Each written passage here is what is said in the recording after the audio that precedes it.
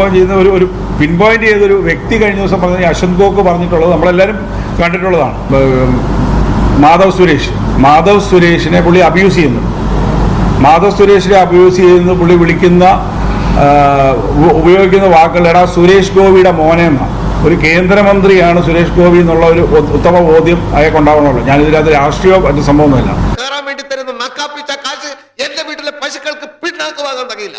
നാട്ടുകാർക്ക് ഇത്തിരി കലാബോധം ഉണ്ടാവട്ടെ എന്ന് വെച്ചാൽ സമ്മതിക്കില്ല അല്ലേ? മേലിൽ ഇത് ആവർത്തിച്ചാൽ ഞാനിത് ഇടിച്ചു പൊളിച്ച് തീയിലിടും. അപ്പൊ പിന്നെ നീയൊക്കെ എവിടെ പോയിരുന്നു കൂവും എന്നെനിക്കൊന്ന് കാണണം. ഒരു പണക്കാരനെ ബഹുമാനിക്കാൻ ശീലിക്കണോ? ബഹുമാനിക്കാൻ ശീലിക്കും.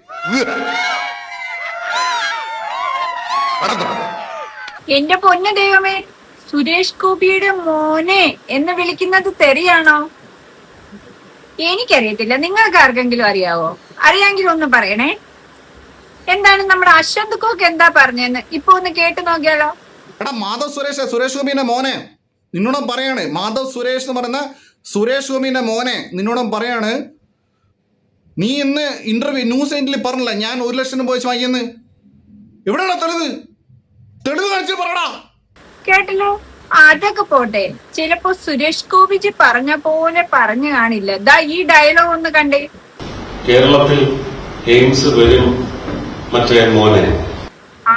ഇതുപോലെ പറഞ്ഞു കാണില്ല. എന്തായാലും നമ്മൾ എന്താണ് ഇവരെയൊക്കെ വിളിക്കേണ്ടത്? സുരേഷ് ഗോപിയുടെ മോനെ എന്നല്ലാതെ എന്താണ് നമ്മൾ വിളിക്കേണ്ടത്? എന്തായാലും ഇതൊക്കെ കണ്ടപ്പോഴാണ് എനിക്കിതാണ് ഈ ഡയലോഗ് ഓർമ്മ വന്നേ. വളരെ മോശമായിപ്പോയി. നീ ഇപ്പൊ വിളിച്ച് സോറി പറഞ്ഞേക്കാം.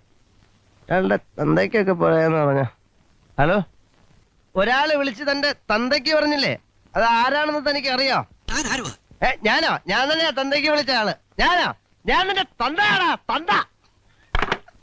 അയ്യോ, ഒരാളുടെ തന്തയ്ക്ക് പറഞ്ഞു. എന്തൊരു ആശ്വാസം.